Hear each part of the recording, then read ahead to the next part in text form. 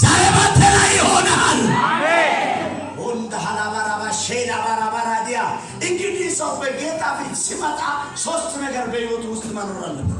አንደኛ የእግዚአብሔር ቃል የሌለ ሰው ሁለተኛ ምን መሰለህ? ማርቆስ 11:24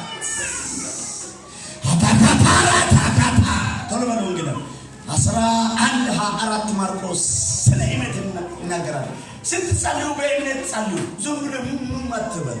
ተስፋ እየቆረጥክ ማርቆስ 11:24 ድምደም ኩረቶኮ ድምደም ያፈ ማርቆስ ኩረቶኮ ድምደም እሺ ከናፍስ እስንተኒማ ለነጋ ከናፍስ እስንተኒማ ዋዳባስ